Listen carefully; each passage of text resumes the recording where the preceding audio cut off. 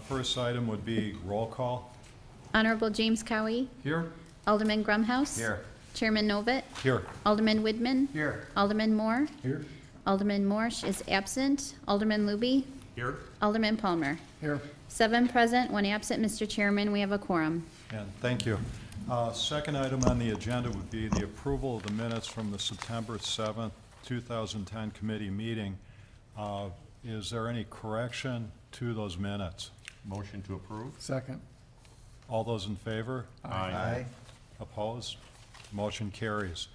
We're moving too fast. Third item on the agenda, got to spread this out, would be a report on historic designation. By the hour, Well, we'll come up with some other things. Report on the historic designation of interiors. And, well, Megan, thought we were going to get Kathy doing this. I think the agenda says Kathy will be presenting, but on behalf of Kathy, I'm here. Thank you, Chairman Novitt. Earlier this year, the council reviewed several items relating to Elawa Farm, including the special use permit, the master plan, as well as the designation of the buildings and grounds as a local landmark.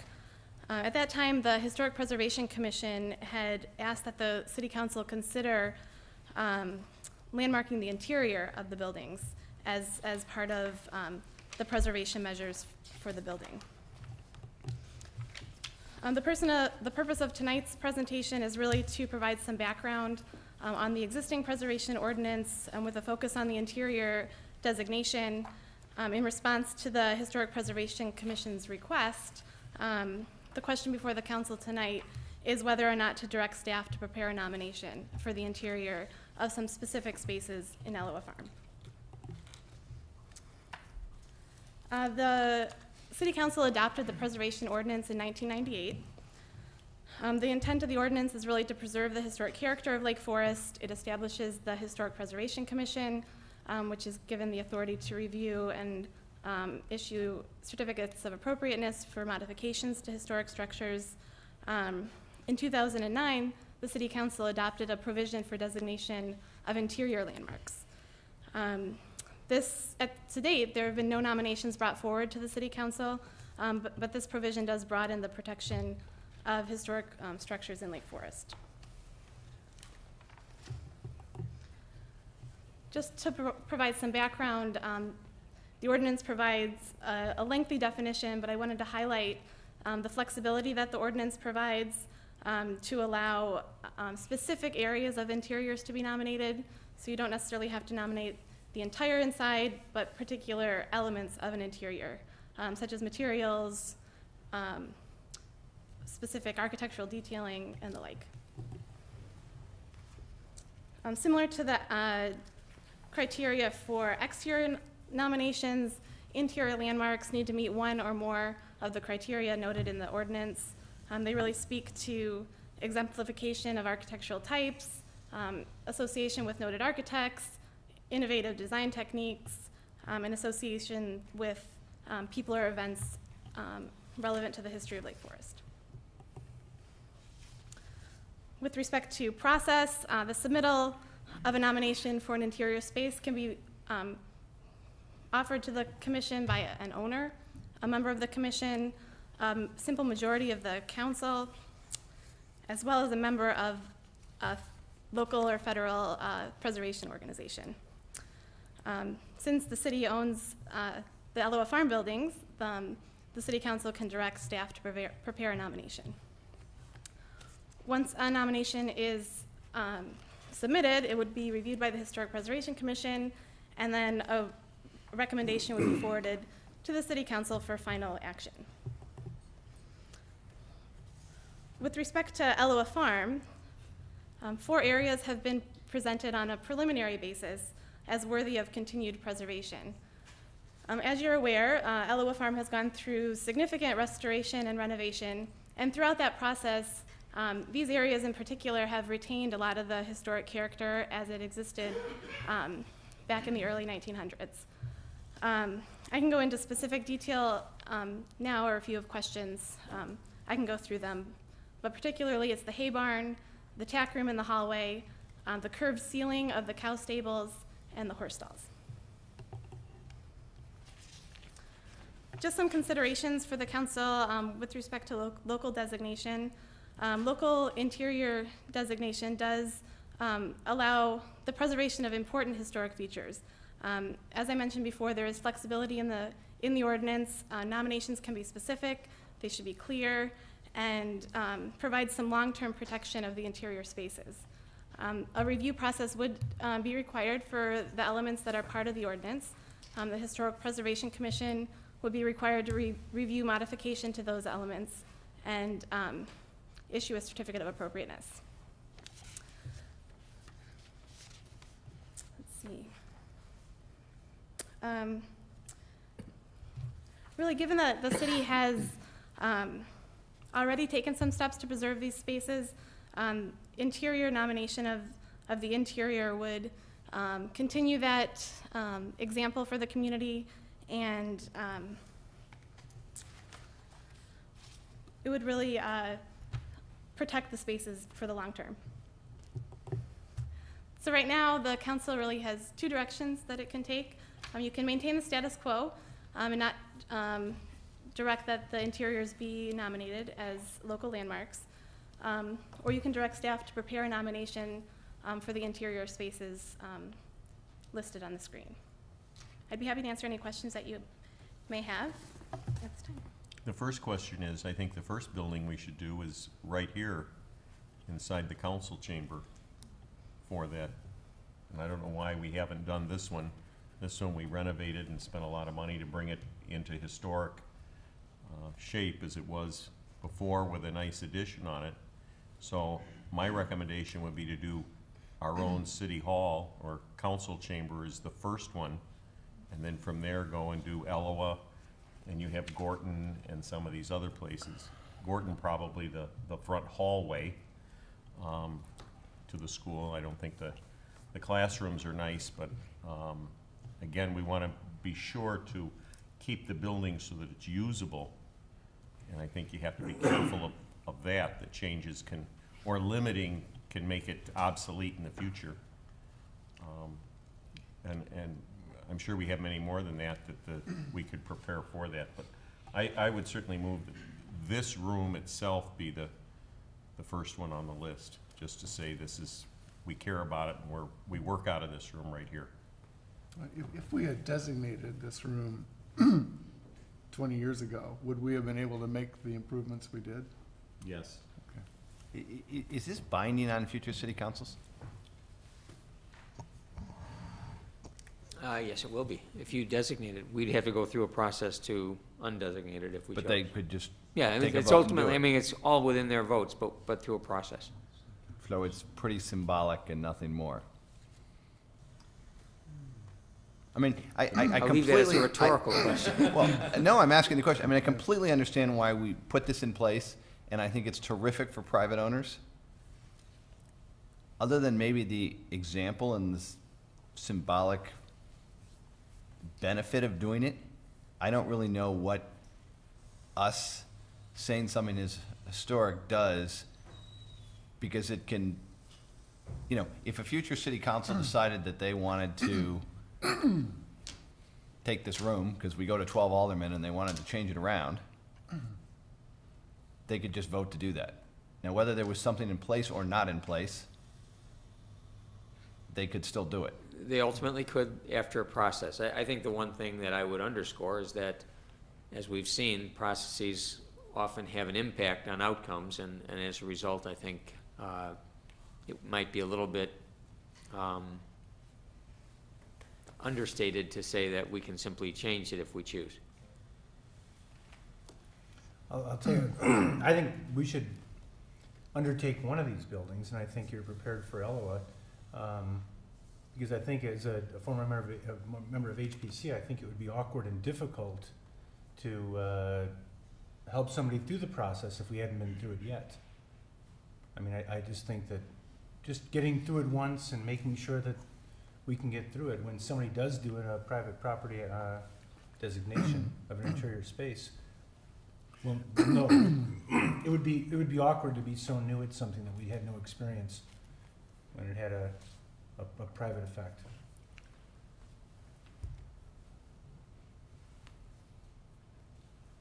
I always worry about binding future city councils. If we designate the interior of this room as a historic space, and we are currently in this space, does that mean we get to stay here? Do you want to? We'd be able to redo the building. We could designate the alderman as historic. Bob,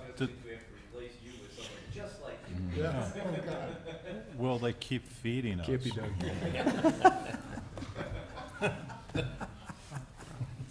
No, as far as direction, I tend to agree, if we're gonna explore this, possibly Elawa, city council chambers might give some direction. And again, maybe we're showing future city councils structures that we consider to be sensitive, or ones that we consider to be worthy of preservation, and maybe that'll give them some direction in the future. Again, I think it's non-binding, as we've indicated, it's largely symbolic, but maybe that's something that's important to carry on to future generations in the city. This isn't gonna be something for a private home unless they particularly, or private property unless they particularly ask for it. The owner has For to the, ask for the for it. interior, the They're owner. the only one who can do it. And what advantage do they get from it? The interior of a private residence does require the owner Correct. to support the nomination. Do they get a tax break or something like that? It certainly could open opportunities for them on the state level for I mean, the financial. exterior, they get a tax break. They do. but I'm they not can't change it. sure what the financial incentives are for interior.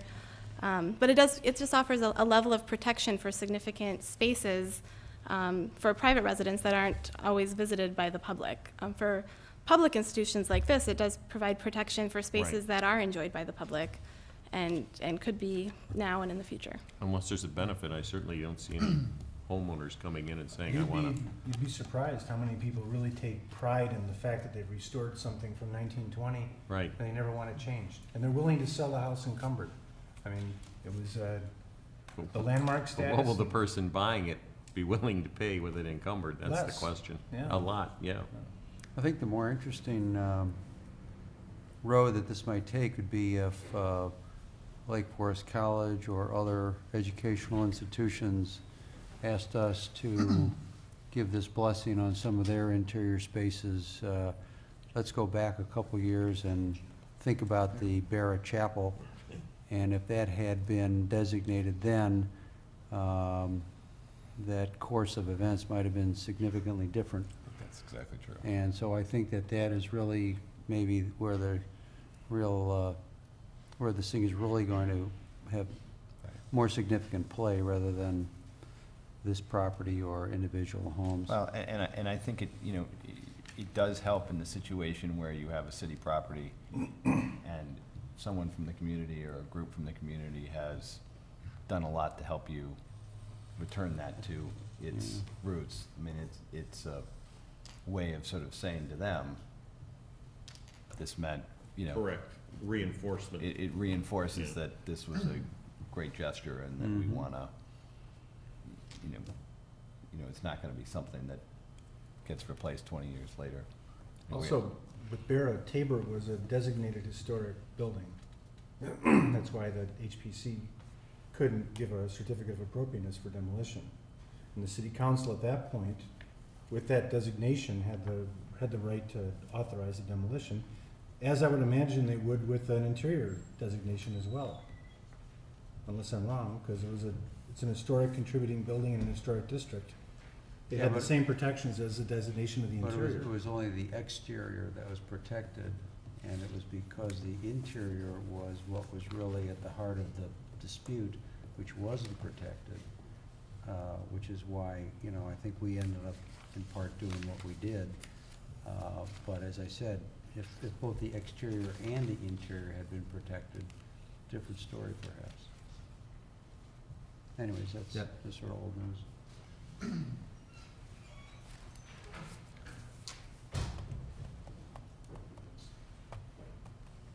And at this point, is there any further discussion, or? In terms of the four spaces here that we're talking about doing this for. You know, we are, while it can be revoked, you know, we are binding people, and we need to make sure that that's, you know, we're absolutely comfortable doing that, right? Because if we get in a situation where, you know, not this property, but another property runs into trouble, you know, the economics of today are a good example of, we want to make sure we don't bind ourselves too much.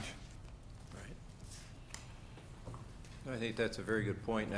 Maybe if I'm hearing the consensus of the council, it's sort of, let's move forward. Let's set an example for the community, much like we did with LEED on our municipal service building. As we said, that was the right thing to do, and we'll take the lead on that.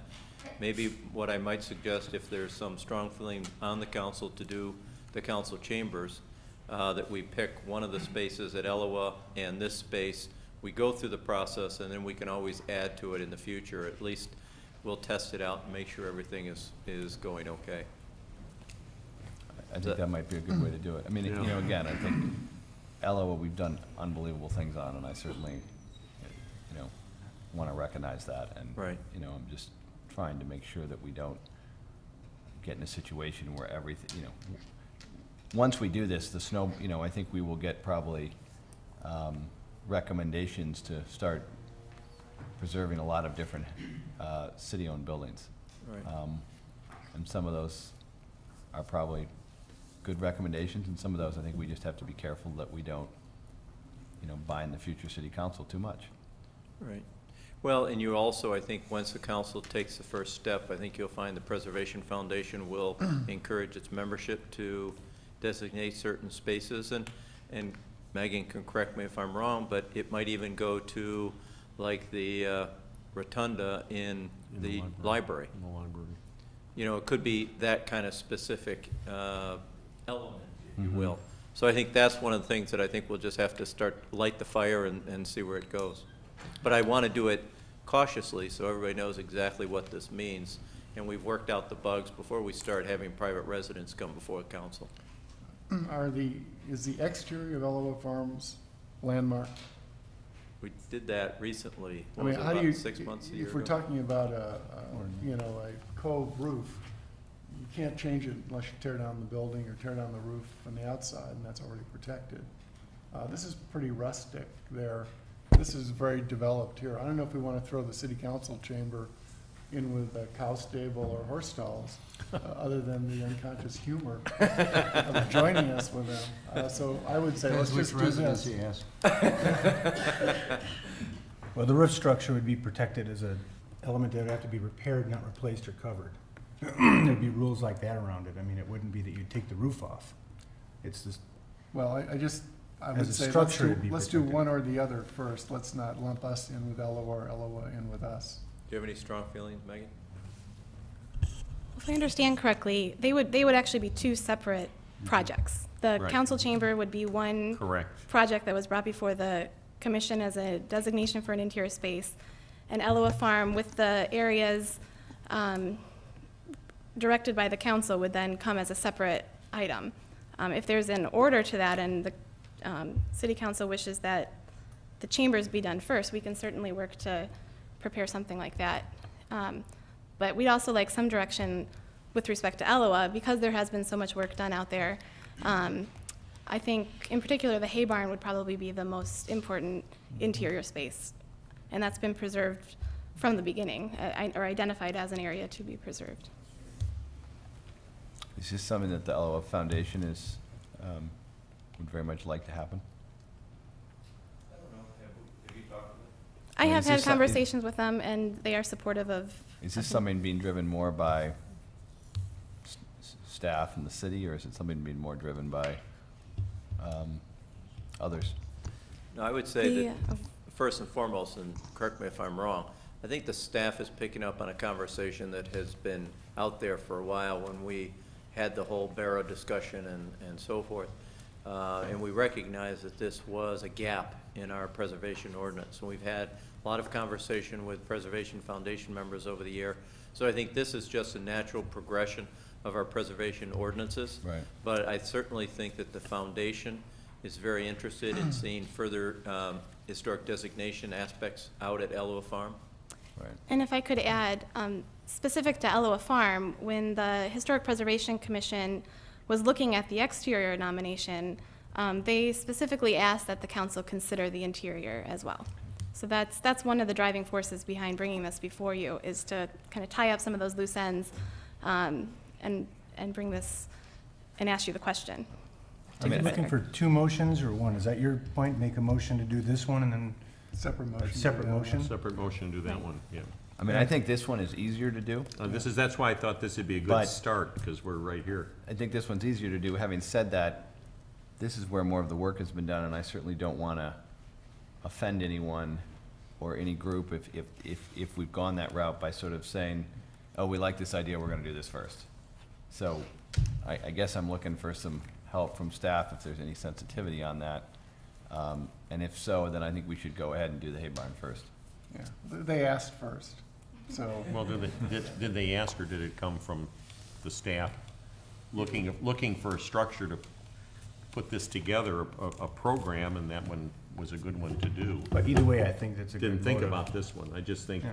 saying this is our home here at City Hall, so we just approve this one and put this one number one, that we're right here, and at the same time you can be preparing the other one. I'm all for that. I have no problem with it.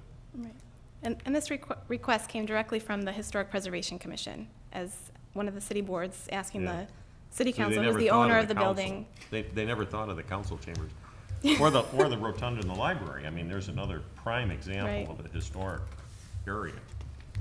It's beautiful, and we spent a lot of money in it over the years. We're just not recently spending any money. I mean, this, when we redid this, we spent millions of dollars here too, to Right. get it. Well, and I think with Elawa, since it's newly renovated, you know, things are very pristine and just, This isn't? well, yes, it is. But the energy is fresh, I guess, is my point. I have no problem doing Elawa first. I just thought. She's saying you're stale. Yeah, So- I got it. Why These why don't, chairs could be why don't we replaced. do two motions, one for the hay barn and one for the chambers, and direct staff to move forward on putting See how together they do. nominations on both. Right. Well, let's see which motion's going to come first. Does anyone have a motion? I'll make the motion for the two projects, for the interior historic preservation. I thought we were doing No, this. no, I said two motions. So which is The first? first, One the at a first time. one we'll put for Elawa, that's fine. I'll second the one for Elawa. And the second one is for the city council chambers. Okay. Can we do this as two separate motions, or? There's a motion on the floor with a promise for a second. Okay. All those in favor of allowing Elwa to be the first subject? The Elawa hay barn, right? The hay barn. Elwa hay barn, vote, well, would this be a roll call, or? Voice vote would be fine. Okay, all those in favor, say aye. Aye. Opposed? None opposed, motion carries. Second motion, The second motion is for the city council chambers. and do we have a second? Second. All those in favor? Aye. Opposed? Motion carries. Thanks, Would it- Meg. Would have been a problem if it died for the lack of a second. You never know. Bob? Well, Alderman Novak, while we're on this topic of historic preservation, I might ask Alderman Woodman to just talk briefly about the discussion that took place at Barra the other evening regarding the building and the preservation of historic structures and so forth. Right, well, as you may recall, I think it was in June, the city council created an ad hoc Barra committee to meet with Harris Bank, who's the current owner of the property. This arose out of actually Harris's request. They wanted to meet with us and talk about the future of the project. There are, originally, it was thought there'd be a very large committee from the city, but we pared that down to only 5. We had our first meeting, it was about 10 days ago or so, something like that. And it was very productive. We did talk a lot about Old Main, of course, and other aspects of the project. And we asked the bank to take it back and think about what we said, and we'll have another meeting with them. So that worked out well. But preparatory to the meeting, we sent to Harris Bank a copy of our ordinance governing distressed properties. And we talked about that because, of course, we all know Barra has been sitting there vacant for a long time, and there has been some decline in the property in terms of its condition, and we can figure that that is going to continue.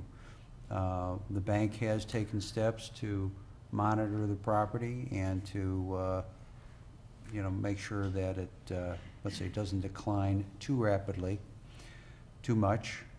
But arising out of that was this topic for tonight's discussion, which is whether on properties like that, larger properties, or all the way down to regular homes and things in between, we should tighten and strengthen the maintenance requirements upon everybody, any owner of property in the city. Harris Bank is in a little bit of a tough situation because they just took over the property and now they have inherited something that somebody else had for a while. So we have a nuanced question of whether they, as a new owner, should be responsible for whatever decline there was before they actually took over. But that's sort of a little piece of the puzzle. But the big question is, should we strengthen and enact some sort of ordinance that requires owners to maintain their property? One of the motivators behind this is that some owners may, looking toward a request for demolition later, by intent or let's say neglect, allow the property, their property to decline, and then basically come to the HPC or the BRB and say, well, this has declined to such extent that demolition is really the only alternative. There are obvious equities involved in that because personally I don't think anybody should be permitted to fail to do something and then take advantage of their own failure and get a benefit from that. But that's just my own personal view. Anyway, so this is a topic that's up for council further discussion. It can impact a lot of different properties and a lot of different property types and a lot of different owners in the city, but it is something that I think we need to take a look at. It gets a little compounded now in this tougher economic times because people may have more of an economic reason for not taking the next step to maintain their property, but that is something that we'll just have to try to discuss and hash out. The thought was to, because it originated with Barra and Barra's historic property, to send this topic to the HPC for an initial swing and have the presentation made to them and see what wisdom they can put on it and then have it come back to us. I think it's a good idea. I think it's a good idea because should a house get into such decline that it would need to be torn down, it's probably open for teenagers and problems like that and animals living in it. I mean, it would be, by the time it can't be recovered, it'd be an eyesore and a safety issue for a lot of people. So I think some action would be needed, especially even in Chicago, the city can board up a house and charge you, and we don't have such a thing here. So not that we would want boarded up homes, but I think some level of standard, some standard for keeping the house up is a fantastic idea, and I think HPC is a great place to send it. Our current ordinance requires them to keep their lawns mowed, whether you're in it or it's vacant. That's a good start. But I mean, where do we go from here? And is this just for vacant properties or properties with people living in them who can't afford or don't care about maintaining it? At some point, it becomes a little intrusive. That's why HPC would be charged with coming up with it. I agree with it. Yeah, and I guess whatever they would come up with could possibly be a template for non-historic properties also, but and they would add a finer point to it, and then we could see whether we want to extend that to non-historic properties. And this is a tangent, and that seems to be what I go on, but as far as the Barra property and a lot of other properties that are in disuse in the community, possibly the city does have an ordinance that requires the properties to be secured adequately, but the Barra property at this point is sorely lacking in fenced off area, the fences being maintained, security. And, you know, again, we want to preserve the structure, but we do want to preserve the safety of people in the community, and I think Barra is dangerously getting to the level of just being a free and open area. And I'd encourage at least something be done, strengthened, to require these buildings to be locked, secured, so they don't present a danger to our children. It's something that should be explored if it isn't an ordinance already. Walking past with the dogs, the fences at Barra are in a horrible state of disrepair. And Harris certainly has the money, a minimal amount of money to secure that property. Just a thought, and a minimal thought.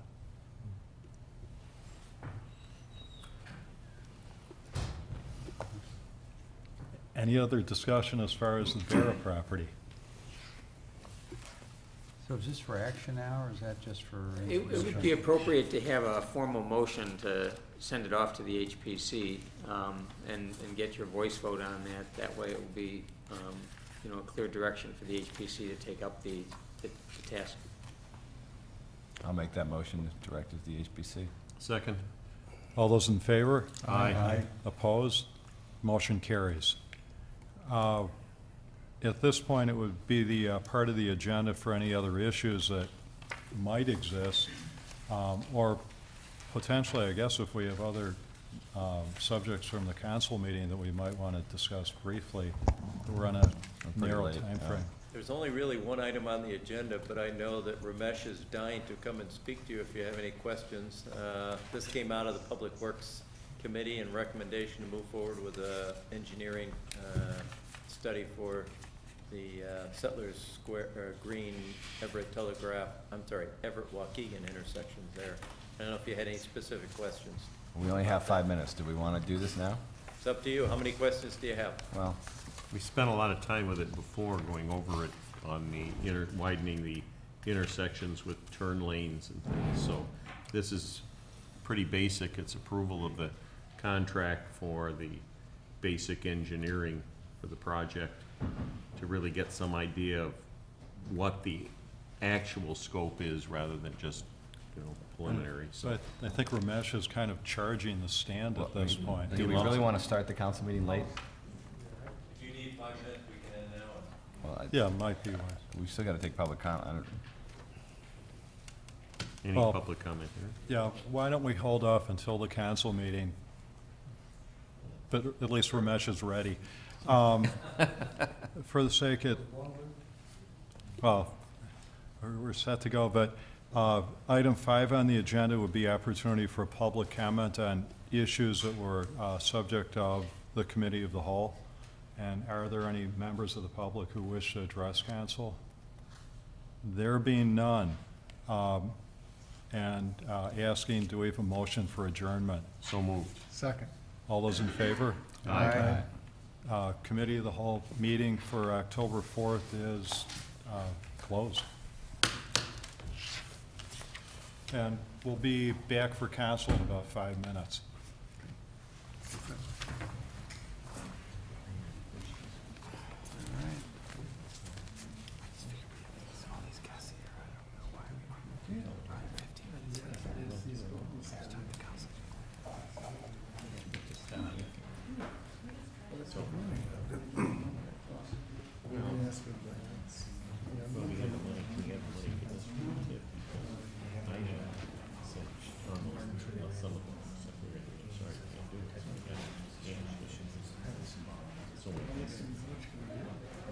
Well, we can get this first plan done. The problem is Tim's gonna just very early jumping to the after he got his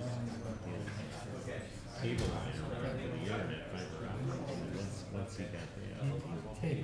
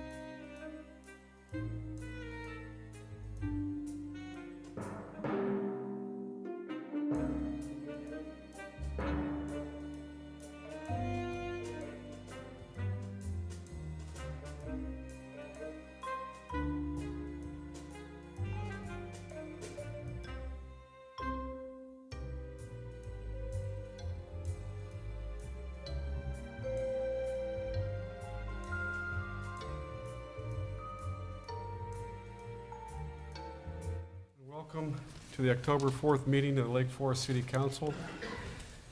And I have great honor this morning to start with our first item on the agenda, which is I would like the motion to appoint Don Schoenheider to fill the unexpired term of Greg Hanrahan as 3rd Ward Alderman.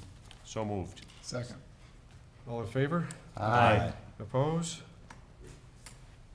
Next order of business would be to have the Deputy Clerk, Beth Marquez, to administer the oath of office to Don. So Don, if you want to step on up.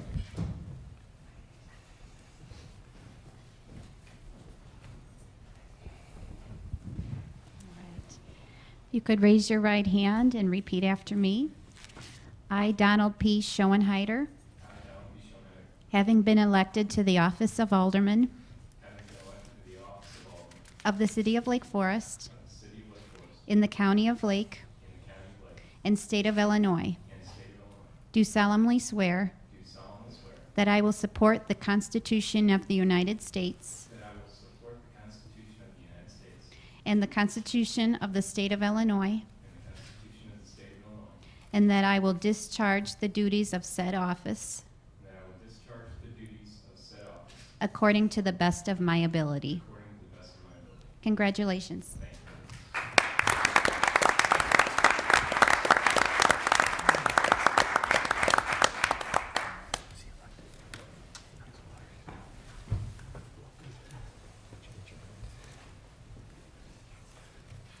Will the clerk please call the roll?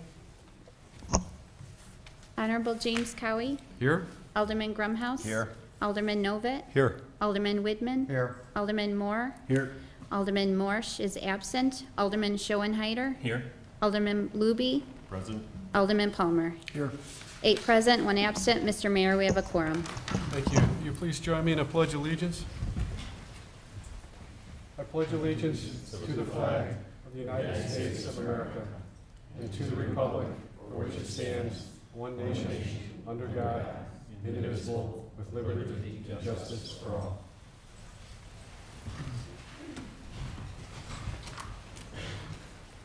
Our next order of business this evening is reports of city officers, and the first being comments by mayor. And I would like to take a few moments to just welcome Don to the council. I know Don is going to do extremely well here. He's extremely well qualified, having served 6 years from the Building Review Board, 1 year as the past chairman. He's also served on the Laurel Avenue Redevelopment Committee, the Barrow Citizens Committee, and the Conway Farm Homeowners Association Board of Directors. In the short time he's been in Lake Forest, he's been very busy, and we're going to keep him, again, occupied here for quite a while. I think, as many in the public may not know, that Greg Hanrahan moved from the 3rd Ward to the 1st Ward. Therefore, there is a portion of his term that Don will step in and fill, and is hopeful that we can get Greg to step up and fulfill his last term over in the 1st Ward. So we're working on that. So Greg, if you're watching, we haven't forgot about you yet, but we'll get you back. But Don, welcome. And you're going to be jumping right into the thick of it, so I know you're well prepared and you'll do great. Thank you. The next item we have this evening is a presentation regarding Red Ribbon Week, presented by Karen Cunningham, the lead program director. Want to come on up?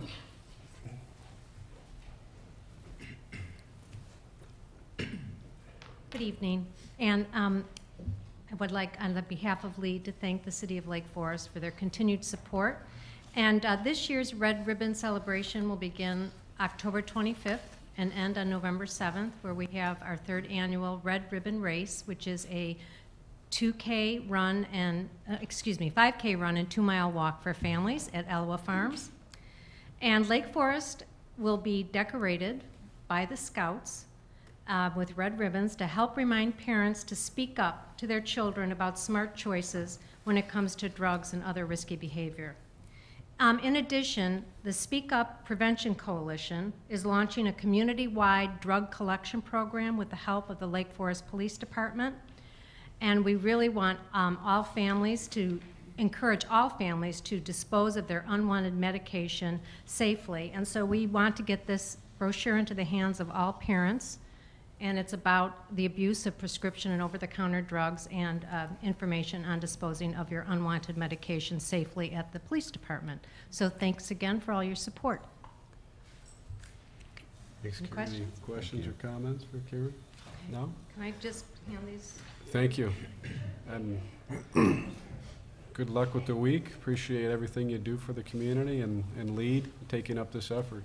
Thank you. Those conclude my comments. The next order of business is the comments by City Manager. Bob? Thank you, Mr. Mayor, members of council. I wasn't sure if this was the appropriate time on the agenda that the new alderman has to sing his college fight song. Bob, I think you missed that time. Okay, we'll take care of that next time. Actually, I have 3 items under my agenda this evening. The first item is to get an update from the Forest Park Project Board. This evening, the chairman, Ralph Gesualdo, is here. Ralph? Thank you, Bob. Thank you, Alderman and Honorable Mayor, for allowing me to come in front of you tonight and to give you a very brief update on Forest Park and answer any questions you may have. We have met 4 times for Forest Park over the last 4 months. We have 1 meeting a month. We have set up an executive board, or we're in the process of setting up an executive board. I am the president of the executive board. We have co-vice presidents with 1 vote, Joan Dupuy and Jane O'Neill. Our secretary, Pam Bailey, has volunteered to be the secretary for our group, and Sandy Stewart has volunteered to be the treasurer. We are going to have a number of at-large members. Paul Bergman and Mark Goodman have agreed to be at-large members on the board. When I say at-large, they're not going to have official offices, or they're not going to be in charge of any of the committees. We still have 2 open at-large members that we're still looking for. We have a historic preservation chair, Michael Ebner, public communications chair, marketing chair, Karen Sendrud, landscape horticulture chair, Cliff Miller, and co-chairs for engineering and technical, Tom Swarthout and Steve Douglas, have been nice enough to volunteer their time. We have 2 committees at this point in time that we do not have chairs for. We're hoping that the chairs will come from our committee meetings. I will most likely head up the first couple committee meetings, and then hopefully somebody will come out of the ranks. Memorial and amenities chair we're looking for, and a finance and fundraising chair. And once again, we hope they come from the committee members that we have up to this point. As I've mentioned, we have 6 committees in addition to the executive board. The committees will meet the first 2 weeks of every month, and our executive committee will meet on the third Wednesday of every month. The committees have selected, and we had a handout tonight. I've given you out some of the chairs as well as information on who's volunteered for different committees. The committees were chosen by their committee chairs along with the executive board. We did it from the list of volunteers that we received from the city and from the Park and Rec Board. And even though we didn't use everyone on the list, we tried to be as diverse as possible in creating those committees. Diverse in gender, diverse in age, and diverse in ward selection. We had a number of people that volunteered, of course, from the first ward because they're affected by the park. The neighborhood is right there. But we felt this wasn't a neighborhood park, it's a community park, it's a Lake Forest park, and we wanted to reach out to people from other wards. So we spent some time trying to find people from the 2nd, 3rd, and 4th ward to be on those committees as well. We'd like to invite City Council to attend, anyone that would like to attend the executive committees that are on the 3rd Wednesdays of every month, as well as any of our committee meetings. We are going to have a website set up, hopefully by the end of this month, that'll list our committee dates. So if any of the council members would like to come to the committees, we'd like you to come, and we'd invite you, of course, to come. The website is also going to be used to answer any questions that the public may have and to keep the public informed on what's going on, and not only at the committee level, but the executive level, and update them on any changes that are being made to the process that we're doing. Our meetings, our committee meetings and our executive committee meetings are going to be closed meetings to the public. But we are going to have a number of meetings that will be open to the public. We think it's important to reach out to the public, bring them into some of the meetings at the executive level as well as the committee level. So we will have a number of meetings that are open to the public, and once again, we'll advertise those on our website and hopefully use some other avenues as well. Our 501c3, our fundraising aspect of it, is being set up. We had looked at a couple different ways to set it up. and Paul Bergman and Mark Goodman that are not only at-large members of the executive committee, but have agreed to be on a subcommittee, a legal subcommittee, that will help us develop that 501c3, and they're in the process of doing that now. We hope to have that set up sometime in the next 30 to 45 days. We have, once again, we reached out and tried to make our committees as diverse as possible. We reached out to some of the groups that were more vocal and more passionate about it, like Friends of the Park, and a number of people from Friends of the Park have volunteered to be on our committees, as well as people that never had any information about Forest Park before. We thought it was important not only to get those that were against it or for it, but those that didn't have any opinion on it, to bring those on our committee. So once again, we think we took some time to make our committees as diverse as possible. That's my brief update. I'm here to answer any questions that I'm qualified to answer, which may be limited. Just a quick one. The website that you're going to have, can we get a link from the city's website to that? I know that this is really a non-city as such private one, but when people would call to ask, it would be easy for the council to say there's a link off the city website, which is easy to find. Yeah, if the city would allow us to do that, I think that'd be great. Because a lot of people, I think, at this point in time are going to the city website trying to find out information, yeah. and it's not there. So, We are going to ask, and one of the things we'd like to ask is the city to get this information up on their website as quickly as possible. Who's on the committees, what the committees, how the structure of the committees. That'll help answer some of those questions, but we hope once again to have our website up before the end of the month. good. Can we do that, Bob? We certainly can. Okay, And I say that without even looking at Susan Banks or Ann Whipple, but there you go. Ralph, Thank you. sorry. I have a question about the, call it diversity of position, if you will. You mentioned that the committees have people who are pro and con and maybe are also neutral. The executive committee has potentially 16 members, of which apparently 12 are already appointed. Is the executive committee diverse also in terms of their position with respect to the project overall? Yeah, I believe they are. I believe we reached out to some of the committee chairs that hadn't had any knowledge of the process, hadn't any knowledge of the issues on the process, on the park. I think we're diverse. One of the reasons why we have those at-large members, we haven't assigned them all, is because I think it's part of my responsibility to make sure that it's as diverse as possible. So that's why we haven't rushed in putting everyone on a committee, everyone on the executive committee.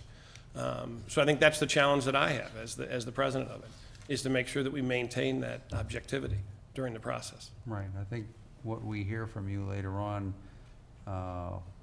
will be a function of, you know, who the people are that made the assessments. So we'll take that into account. Yeah, we have talked at the executive committee as well about compromise, about diversity, about having open minds. And one of the things that I've challenged everyone that has accepted a position on the committee is to make sure that they're coming on that committee with an open mind and with objectivity, because if they're not, you know, the process isn't going to work. Thanks. Ralph, about how many members do you have overall? I'm counting, I'm probably duplicating some, but is it about 40 members total that you'll have from the? Correct. So you have a good group there. That's gonna, with all the different subcommittees and the like.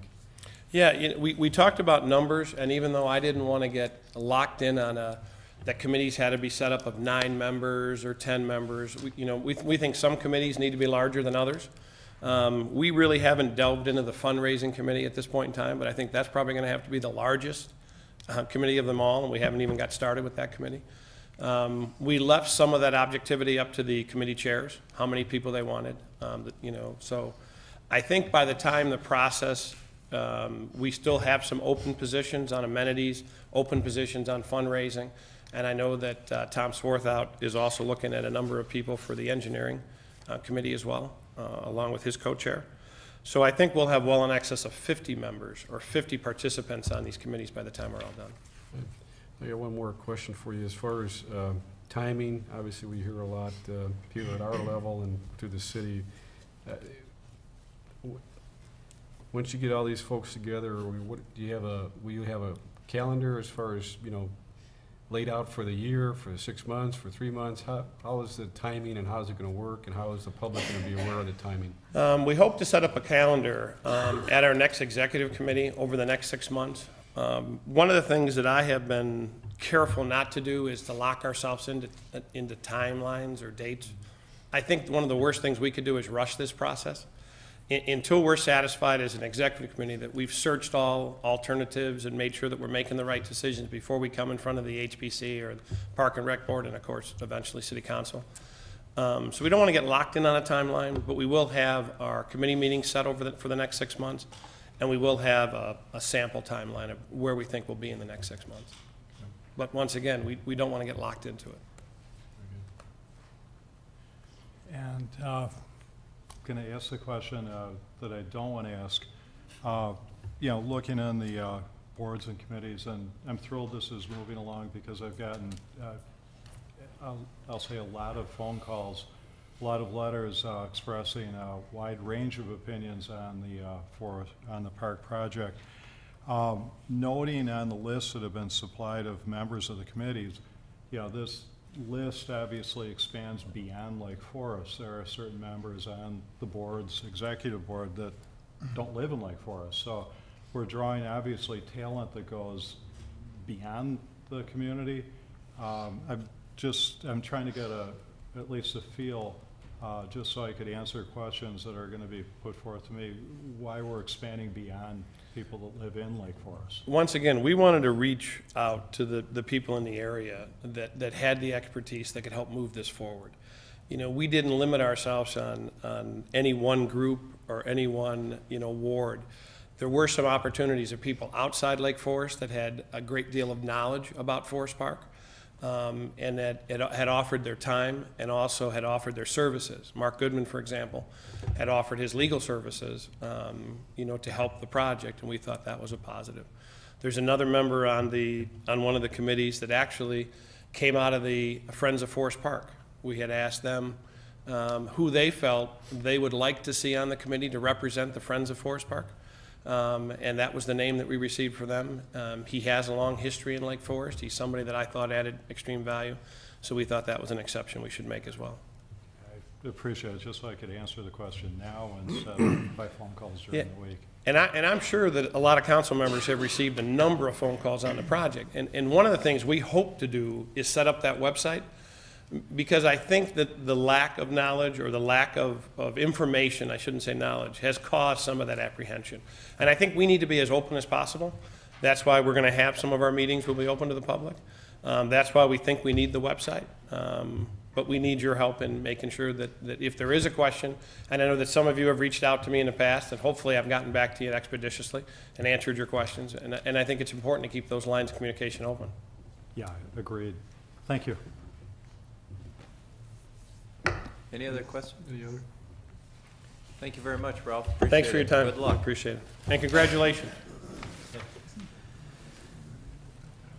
The next item on the agenda, I know that you can all feel the excitement in the air, and that's because homecoming for Lake Forest College is just around the corner.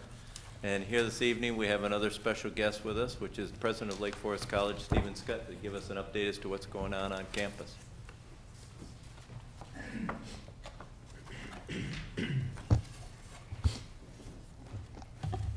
Well, thank you very much, Bob and Mayor Cowie and members of City Council. It's a great pleasure to be with you tonight. Before I start, just to play off a joke from a few minutes ago, I thought I'd ask Bob Kiley if he could sing his college's fight song, but maybe we'll do that later when our new councilman does as well. I heard he was doing the Star Spangled Banner at the football game. He's a man of many talents, I know that. It's a pleasure to be with you again this evening, and it's a special privilege for me this fall, which is the eve, I guess I'd say, of the city's own sesquicentennial next year. I know a number of members of the college community have been involved in various aspects of the city's planning for that celebration, and all of us certainly look forward to being part of that and celebrating with our fellow citizens in the city of Lake Forest as that important anniversary comes around. So we look forward to that, and I'm glad to be able to be here at this time with that in mind. The last year, we've just finished the 2009-10 academic year, and of course, have started on this new one now. The last year has actually been a very good one for the college. I wasn't certain a year or so ago as I looked ahead if I would be able to say that, because we faced the same economic challenges, of course, that the city and our country have been facing, continue to face in a number of ways. At the college, those challenges expressed themselves most largely through the additional financial aid that so many of our students really needed to have to remain enrolled, and that's simply a reflection of the economic travail that their families may have been experiencing, because our students come from across this country and certainly beyond this country, from as many as 50 different countries around the world. So the economic challenges that we're all continuing to deal with are very much affecting them as well. The happy news for me in that regard, though, is that we were at the college able to meet the financial aid demands that so many of our students came to have, not only last year but this year as well. And as a result of that, I just want to take one point of pride and say that Lake Forest College is one of a group of 12 colleges or universities across the country that have been identified in a financial aid honor roll by the Princeton Review, which is one of the guidebooks that analyzes and rates colleges each year. But in terms of our student satisfaction with our extension of financial aid to them in meeting their circumstances, we are one of 12 that have the highest rating in that regard nationwide. So we're very proud of that. And as a result of that, there are literally many students in college today who would not be there had we not been able to help meet that need. With all of that, nevertheless, we were able to balance our budget as we always do, and we look forward to doing that again this year, and at the same time provide, I think, and I'm biased, of course, in this regard, but an outstanding education to our 1,400 students in all respects, really.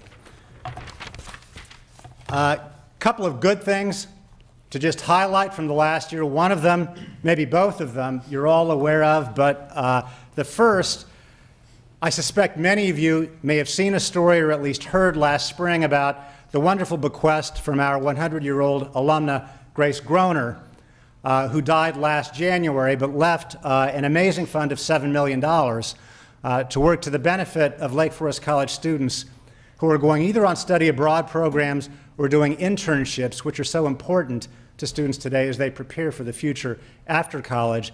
But that entire bequest is there with the great generosity of recently departed Grace Groner to make it possible for students to engage in these enriching opportunities. And we're, of course, very grateful to her. In addition to Ms. Groner, we're grateful to Lake Forest residents, in particular, Bill Marlatt and Bob Pasquesi, who are helping administer her estate and have also very personally been involved in restoring her small cottage on Washington Road, just south of our sports complex, which is now going to be permanently a memorial to her and a place where one or conceivably two senior women from the college live every year and turn it into a kind of gathering space for those students who are receiving the benefits from her great generosity. So we're very pleased about all of that and privileged to have that. The other good thing that I think at least a couple of you may already have taken advantage of, and for the rest of you, tonight is my opportunity to extend an invitation to you to come to our new recreation facility that was added onto our sports complex on South Campus. Was finished this last summer with a great deal of help from our friends at the city, certainly Bob Kiley and Kathy Cerniak, but all of you as well. We thank you for your support of that important addition for the college. It's one that I think is going to be a real resource for the community as well as our students, and we're certainly hearing from many members of the community who look forward to taking advantage of it and perhaps become community members of that facility in times ahead. In addition to that, I'm also very pleased that as of, I think, literally 3 days ago, we have improved, or we're in the process of improving, the appearance of the entrance to South Campus off of Sheridan Road down by that new facility by having taken down, finally, a small house that was right there on the corner that was really in the way, and now with it gone, leads to a much more unobstructed view of not only the new facility, but our entrance to South Campus that will continue to beautify in times ahead that we're very pleased about. Thanks to the addition to the Sports Center and to a number of other improvements on campus over the last several years, we are now in a position at the college to contemplate over the next 5 to 6 years modest and gradual growth in our student enrollment. To put a number to that, we're at about 1,400 students now. That's about where we've been for the last 4 or 5 years. That is full enrollment for the college as we stand. Our plans are to grow by approximately 300 students over the next 5 years to about 1,700. The important thing for me to say immediately is only about half of those additional students will be on campus, because about 150 will be additional students who will be on a range of study abroad programs that we sponsor, and will be taking advantage of a new facility in the city of Chicago that we're opening this next year, a residential facility downtown that will house as many as 35 or 40 juniors and seniors who are doing semester-long internships in the city, which is going to be an exciting addition for the college and a new opportunity for a number of our students working in the city as well. But that growth will take place gradually. The only addition to campus that we contemplate in regard to that now will be probably the replacement of our oldest residence hall, which is Moore Hall on South Campus, which frankly should have been replaced some time ago. But replacement of that with a new student residence hall sometime in the next 2 to 3 years. We're only in the early stage of planning that out, and we'll of course be talking at length with our colleagues at the city and also our neighbors about how to do that in the best way possible for our students and for the neighborhood as well. I'll just end by saying that I gave Mr. Kiley a number of brochures to pass out, I hope, to each of you at the end of the meeting tonight about our homecoming, which starts the end of this. Actually, it really starts tomorrow, but the gist of our homecoming is on Friday and Saturday at the end of this week. We will be putting door hangers on the doors of all the houses that are proximate to campus, identifying the same events that you have in that brochure and inviting our neighbors, as we hope they will, to come to homecoming and share in that celebration with us. But to just highlight 2 or 3 things that are important additions this year, on Thursday night, there will be an antique auto show on the grounds of Glen Rowan that our students are doing and are helping to sponsor in cooperation with the local auto society. Friday afternoon, for those of you who are academically oriented, and I hope that applies to all of you, there is a wonderful faculty-student academic symposium Friday afternoon to kick off the formal part of homecoming generally. That will be at several different locations on our campus, in particular the Donnelly and Lee Library. Grand opening of the Sports Center that I mentioned earlier will take place late Friday afternoon into early Friday evening, and everyone here and certainly members of the community are invited to come to that grand opening as well. And if they or you have not been there yet, take that opportunity to see the facility, come to understand what resources it can provide as a new addition to the community. Then, of course, on Saturday, the annual parade that we always have, student-led parade, and the football game Saturday afternoon. And I've been promised that the weather will be great, and we look forward to seeing as many of you there as possible. It's always a great celebration. We expect a large crowd this year, and it's something that allows us to show off the town as well as our own campus to our guests. So with that, I'd be happy to take any questions, but certainly appreciate the city's support, and just want to reiterate how pleased we are to be part of this city, and certainly look forward to the celebration next year of the city's 150th anniversary. So, Who are you playing for homecoming?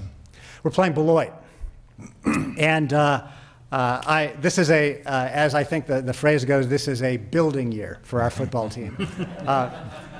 We're doing very well in a number of other areas. I would highlight women's tennis in particular, where we are, I believe, 10-2 at this point. Football is still aspiring to that kind of record, but we're on our way, and I have high hopes for this Saturday afternoon. Well, the Bears set a very low bar for you last night, so. And actually, 2 members of the council, Greg Hanrahan is off council now, and Tom Morse are Beloit College alumnus, so luckily I went they're to not here Ripon, today. so. You went to Ripon. Well, you know, no accounting for choice.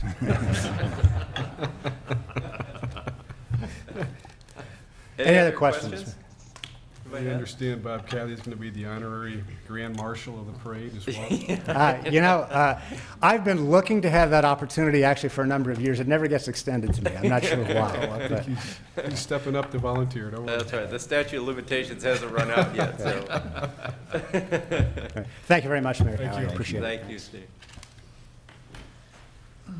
Next on the agenda, certainly another matter generating an awful lot of excitement and actually a lot of complaints around town right now is the election signs that are up. And to brief everybody as to, or a reminder as to what the rules and regulations are in the city of Lake Forest, Kathy's going to walk us through it. Kathy?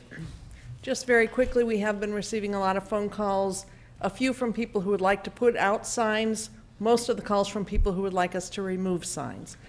So just so everyone is clear, we are now within the time during which signs can be displayed. They may be displayed on private property. They may not be displayed on public right-of-way. Signs on public right-of-way will be picked up and removed.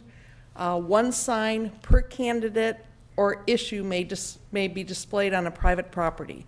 There's no limit on the total number of signs. There's always a lot of confusion on that. Finally, signs can be up to 6 square feet. They can be a maximum of 4 feet in height from the ground to the top of the sign. Any questions on that? And where do they take the signs when they remove them from the right-of-way? Because that's always the first call, is where did they go? We do bring the signs out to the Municipal Services Facility out on Field Drive. You can pick the signs up there, depending on how many we have. We don't keep them forever. When we get a bunch of them, we do recycle them. We do encourage that election signs be removed as quickly after the election as possible. Can you remind people the general parameters of the right-of-way? In general, the right-of-way is about 66 feet wide, 33 feet when measured from the center of the street, so you can walk that off. Another way to look at the right-of-way is on public streets. Often the right-of-way is just beyond the sidewalk. So if you put it in what is essentially your front yard, back from the curb and back from the sidewalk, you're usually safe. On some streets, it's difficult to tell.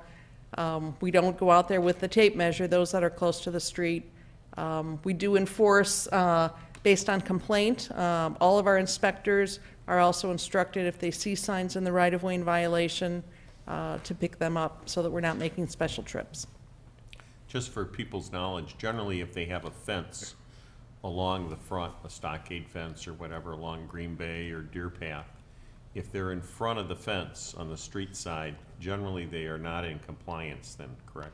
If they are right up against the fence, because the fence Right, can be but on the I'm- property line. Right. If the sign is right up against the fence, we It's consider it to okay, be but if it's out in compliance. middle out there, closer to the street, generally those are not in the right location. Correct. Right. Thank you. And the last item I might report in the absence of Alderman Morshamp for the Housing Trust Committee is that at the October 18th City Council meeting, we will have on the agenda that evening both discussion of the city's affordable housing plan as well as the Settlers Green term sheet.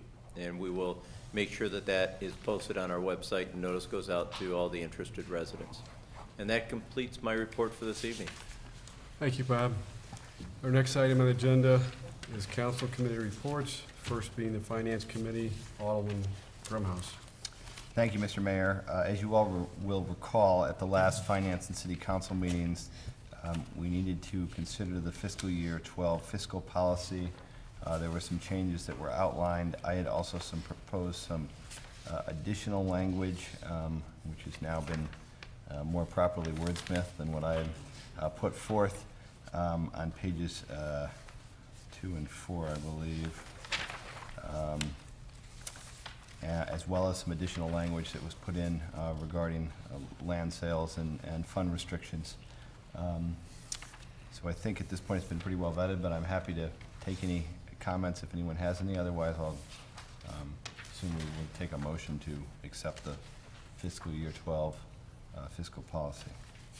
Motion to accept? Second. All in favor? Aye. Opposed? Motion carries. And then secondly, we had a consideration of an amendment to the city's mission statement. This is on page 14. I don't believe this changed, did it, Bob? It hasn't changed from what the council talked about at this last meeting. Okay. It's probably worthy to note, though, that the recommendations were for fewer words were put forward by an attorney, which I think is a first. He no longer practices, correct? That's right. No. I have to pay attorneys nowadays. But we'd take a motion to accept the new mission statement. So moved on the mission statement. Second. All in favor? Aye. Opposed? Motion carries as well. And that's it for the Finance Committee. Thank you, Alderman Grumhouse. The next item on the agenda is report of the Housing Trust. Alderman Morrish, who is absent this evening. As Bob just mentioned, we will be addressing more of those issues on October 18th, and those will be posted. The next item, therefore, is Laurel and Western Avenue Redevelopment Committee, which is also Alderman Morrish, again absent this evening, which brings us to the Legal Committee, Alderman Palmer. No report. Next being the Senior Resource Commission, Alderman Novit. And largely, nothing to report. There will be a meeting, though, I believe it's later this week, with members of the Housing Trust and members of the Senior Resource Center to discuss housing policy or affordable housing policy in the community, to get input from the Senior Resource Committee. We do have a meeting, a regular meeting, though, coming up, I believe, next week. Thank you. Thank you. The next item being the Public Works Committee, Alderman Luby. Public Works has some great things to report. Green Bay Road paving is complete, with just a few minor things being addressed. Western Avenue is complete, including the landscaping, which looks very nice up and down the street. Couple of small things they're still fixing. The Old Elm Water Main project is wrapping up, and paving is scheduled to take place this Wednesday, so that will be done. At the Public Safety Building, the new HVAC work is underway and should be completed by next week. The Recreation Center, HVAC, the locker room area is scheduled for the middle of November. And the golf course, Northcroft and South Beach Pavilion roofs are under contract and being scheduled, and that should be done before, I would assume, December 1st. So the road construction is finished. It's a great day in Lake Forest. You heard it here. You heard it here. Hopefully nothing else is going to be taking place. So, good report there.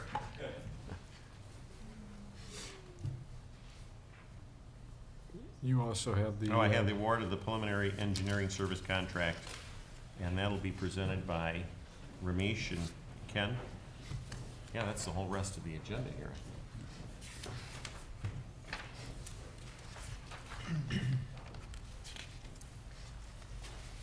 Are you two breathing easier? Life, feel like a weight's been lifted from your shoulders? It's a light day in the office now. No, we are looking forward to the next year. Next year, Yeah, right. it's, It never ends. Engineers never sleep. Good evening, Mayor, members of the council.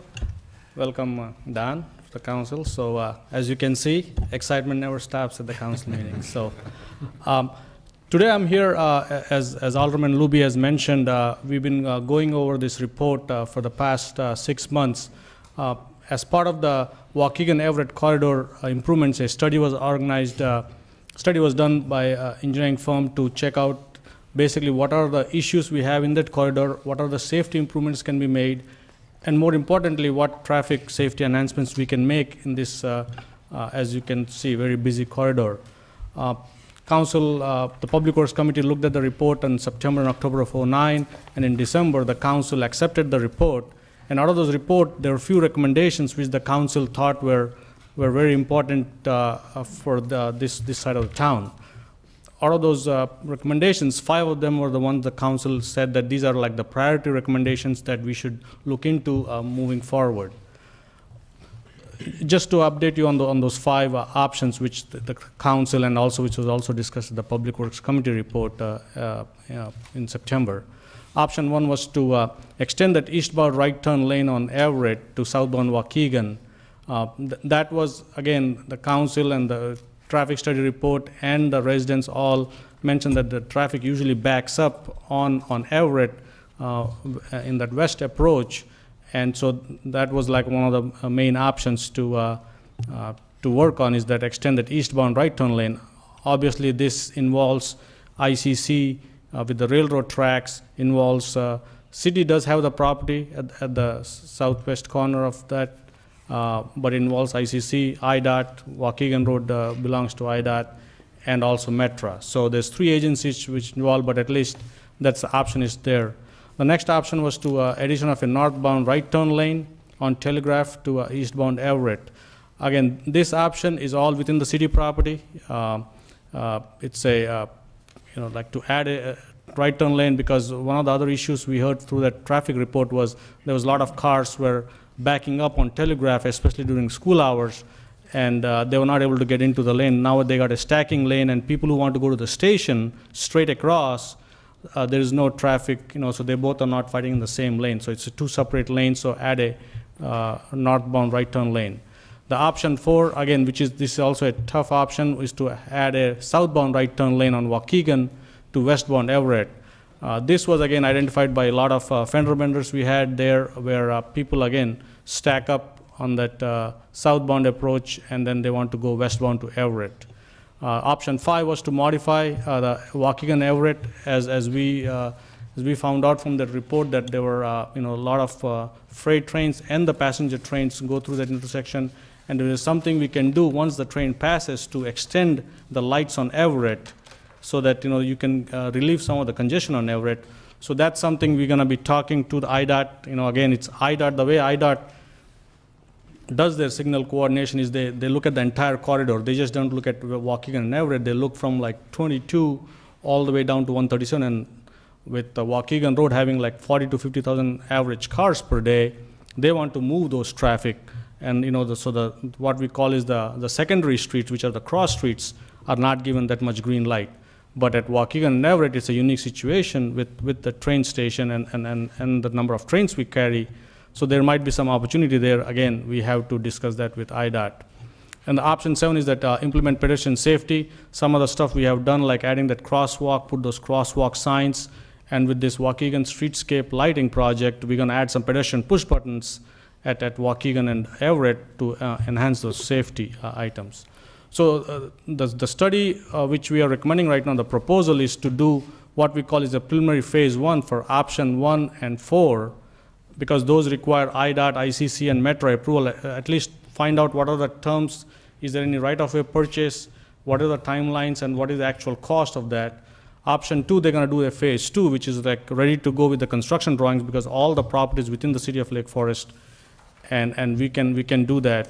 And then again, talk to IDOT on option 5 and also on option 7, which we are going to implement right now.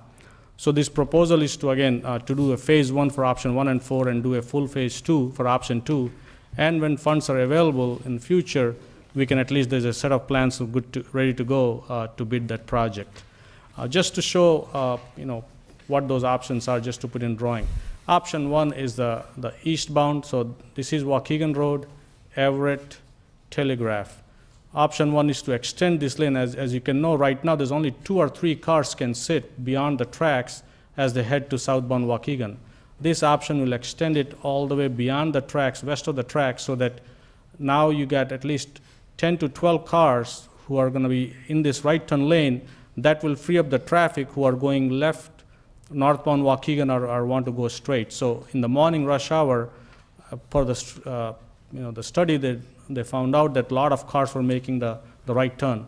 So this option will be to extend this eastbound right turn lane. As you can see, there's a Metra crossing here, and also Waukegan. We are going to be involved with the Waukegan right-of-way. So this will require a coordination between ICC and IDOT and see what entails in terms of what is allowed and what is not allowed, and also the structure to move some of this option. This is the option 2 again. This is Telegraph. Our fire station is here. Telegraph Road, Everett. This option again puts a right turn lane here so that the cars in the morning rush hour during the school and all residents who want to go to the train station has a clear shot. They can go, and then the cars going to the eastbound Everett are stacked up in this lane. We will also add a sidewalk here so that, the commuters can walk, take the sidewalk to cross to the station. Again, this is the one where we're going to do the phase 2, complete engineering, and since this is all city property, we don't have to get any approvals from outside agencies. This option was not considered by the council because, again, this is option 3, I'll just go over, was to extend this, add left turn lanes to northbound Telegraph here, and also extend these left turn lanes to Waukegan. This does involve purchasing right-of-way from the properties to the south, and at that time, the council decided that this option is not, viable in terms of improving that much, again, traffic safety in terms of trying to stack cars here and trying to get this property from private owners to extend this this particular approach, because most of the traffic, again, does go to right-bound on Everett. This is that the option 4, which is that this is, again, Waukegan. Everett was to add a right turn lane to going to westbound Everett, and again, this all belongs to the IDOT jurisdiction. Just to give you, again, that's on the proposal, so if you have any questions on the proposal, I can answer before I go to the... On the street lighting there, on the south end, coming down Everett, are we gonna put those back far enough that we won't have to redo it all if we put that turn lane in? Right now, Alderman Luby, like the property line is pretty close to where we are, so the street lights are put in as far as back as possible. But we do have to, we are gonna do a, what we call an intersection design study, so that may entail moving some of them right now. But for now, we are putting as far back as possible, and we have to relocate the signal lights too. So that will be part of the cost to relocate as part of it.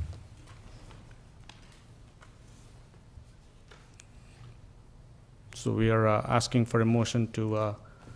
So we're not looking to do anything on westbound Everett? This option? Like St. Patrick's, Yeah, yeah. Oh, yeah. Again, No. here, because this option here, because we'd have to cut their property. that's Okay. correct. Yeah, the idea there is if we can get the light to change faster. Right. So that people can get Can around there. Okay. Gotcha. So you don't have the 3-minute, 4-minute, 5-minute wait. Right. And for the sake of it, again, I think I'm the lone council member, the option 6, which wasn't on there, which is the potential for a light at the intersection of Conway and Waukegan, there's no thought of for the study for IDOT, which would at least say how much the cost would be, that could be included with options 1 and 4 for the state study on cost. As part of that, when the traffic report was brought up, that option was considered, and what they realized is like Conway Road on the east side, obviously it's a shopping center, so it won't meet what we call as the warrant for a traffic signal. It won't have that much volume where a traffic signal can meet, and that's why it was never considered by the council to move forward for consideration. Just a thought, because in the report, it does say that a lot of people aren't using that intersection because there is no signal, so it's not a viable or safe area to turn. But it will relieve congestion, probably at an estimate of 10 to 15%. And the stacking area for cars in that area going westbound is, if there's a train, is far greater than at Everett. And the idea, if we're going to relieve congestion, that would be a way to relieve congestion at the intersection. And the volume of traffic when there's trains in that area blocking the streetway on Everett, there's nowhere for them to go. So at least we'd be taking some of that away. These plans are great. They'll move traffic when the trains aren't there. They won't relieve congestion at all when a train's blocking that streetway. Right. Again, I think, Alderman Wood, we can look into, I think as part of the report, I think they look at that option. There was an option, there was a lot of discussion at Conway to signalize that intersection. The study felt that like it won't warrant, you got certain warrants have to be met. Knock on wood, there was not, there were few accidents. Again, obviously one of the reasons a signal light can go is like if you have a lot of accidents. And at that time, at least, there were not many accidents as compared to this particular intersection. That's why one of those warrants did not meet for it to have an. Having said that, as part of our discussion for signal lights, we will certainly take a look at it and see if that option is still viable or not. Sure. I mean, it is a big chunk of money, and, you know, I'm not sure people want another red light. That's Right. the other issue we have to I consider. think a lot of residents don't want one. Right. And you've Right. got the next one at the intersection for, you know, McDonald's and Sunset, and then the next one is gonna be, what'll happen is you're gonna be channeling a lot of traffic going west on Conway to avoid the lights Right. and make the traffic worse down that residential area there. And you also have one just down the road at the high school, so High then school, you're gonna right. Well, have a that's what I'm fourth one, saying. right? Obviously. People are gonna get tired of lights, and they'll be trying to cut around, not to get stopped at every corner through there. Couldn't we synchronize? Yeah, I think it's just not only the warrants, but I'm not sure you meet the IDOT criteria for spacing between traffic signals. Right. They are at 35 mile per hour zone dedicated, but again, it has to meet a certain, 40 to 50,000 cars per day on Waukegan and Conway. It's like maybe 5 or 2,000. So the cross traffic doesn't warrant that. But again, for a discussion, sure, we will. But that's also an IDOT criteria for spacing between traffic Traffic signal signals lights, on a right-of-way. I mean, Right. I'm sorry, right-of-way, but a roadway. So, I mean, That's part I of the forget the problem. criteria for number of feet between those signals. I'm not sure you meet that from Conway Conway to to Everett, yeah. Sunset. Right, that could be one of the. Oh, yeah, there's- No, you asked, we tried to answer as best we can. I did have one question. Sure. And forgive me if you covered this in past meetings and I weren't here. Looking at the Waukegan Road Lighting and Streetscape project, it appears as if the southern boundary of that project is going to stop at the southern boundary of the former BP Right. site. Is there a reason, given that eventually we hope that site's going to be developed, to include the former Pasquesi site? Is there a reason it didn't go a little further south? Right. As part of the, as part of the Waukegan lighting project, IDOT mandates that their lighting it transitions away. They don't want the lighting to stop at the intersection. So as part of the transition, if you notice, lights are extending past Everett. Lights are also on both an east and west approaches of Everett, because the way IDOT dictates their lighting, they run through those calculations. They want to make sure that there's a transition as you move south, and they don't want to stop right at the intersection. That's why you see the lightings are going beyond here. Lighting is going up to here and up to here. But I was curious as to why it didn't continue to slightly further south to include what would be probably the entirety of that new development project eventually, which would include the old Pasquesi site. I think one of the reasons, if I recall, I think we wanted to see, again, the curb cut locations could, so let's say we try to put a light over here, and if they come with a plan, and depending on where their curb cut's gonna be, they may have to move the light. So I think we didn't want to take the chance of going beyond what the IDOT requirements are, so that we are not, again, restricting future development on their curb cut, because the proposed curb cut for the Pickett's development was somewhere down here, and the lighting just stopped north of it. But perhaps once the development comes back in for approval and it does move forward, We may can be extend the able to light. extend it down. That's Great. correct. Thank you. In that case, we could also make the developer responsible for it rather than us paying for it too. Right.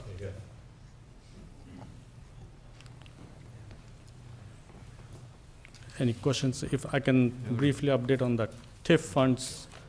Any other questions, Okay, on the proposal. comments? I'd like to move ahead with this by making a motion for the contract for the preliminary engineering services to get this project underway. I'll second. Have a roll call vote, please. Alderman Grumhouse. Aye. Alderman Novit. Aye. Alderman Widman. Aye. Alderman Moore. Aye. Alderman Schoenhyder. Aye. Alderman Luby. Aye. Alderman Palmer. Aye. 7 yeas, no nays, the motion carries. Thank you, Beth. Our next item on the agenda is the Transportation Safety Enhancement Committee, which I will report on. We had a meeting here a week ago today, and some of the topics covered was, again, the video that the high school was working on called Trainception, I believe they're close to being finished. I'm not sure that's completely wrapped up, but we're waiting for the final rollout of that, which we're gonna kick off with a safety week, sometime this month yet. Is that Karina, or are we? First week of November. In November, okay, we're gonna push it back to November. The other thing we talked about was the Metro schedule, which I think many of our fellow aldermen are certainly on the trains, and we know that the schedule's been torn apart with the proposed construction, but now I understand that's all gonna be back to normal again as they rethink their whole construction schedule and the rebuilding of those 8 bridges. So I suppose that's good news for everybody again right now, at least get back to normal. We appreciated having a train tonight that got us to the meeting on See, time. So. that's, Yeah. that was certainly upsetting to the commuters, and I know it also affected the commuters who are driving as well, because I know that the traffic going into the city in the morning was just absolutely terrible, based on, I think, a lot of people jumping into their cars to try to avoid the new Metro schedule. So we're glad to hear that at least they're addressing that for now, and that hopefully that will be worked out to everyone's satisfaction. Also, we spoke about the new state law of cell phone usage in school zones.